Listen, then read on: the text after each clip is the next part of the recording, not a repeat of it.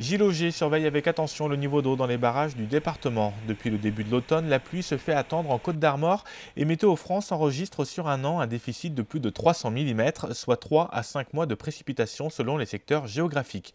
Un déficit inquiétant à cette période de l'année. Pour prendre les devants sur une éventuelle sécheresse, les 3 barrages du département, comme ici sur le Gouët, sont pleins. Avec ceux de l'Arguenon et du Blavet, le barrage du Gouët fournit 55% de la consommation en eau potable des costes-armoricains.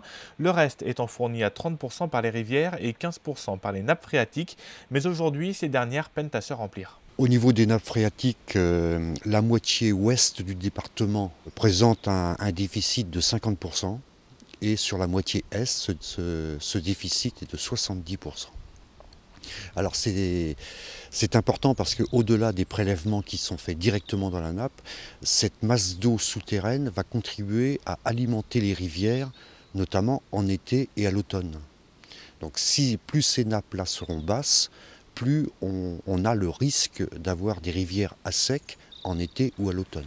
À quelques kilomètres de là, sur le Gouët, en amont du barrage, les pêcheurs aussi s'inquiètent de l'état de la rivière et particulièrement de son débit, faible pour la saison.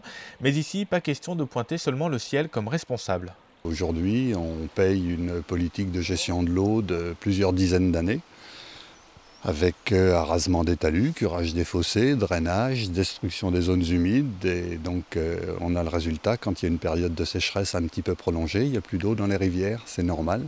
Quand la pluie tombe, aujourd'hui, elle descend très très vite à la rivière parce qu'il n'y a plus de talus pour la retenir.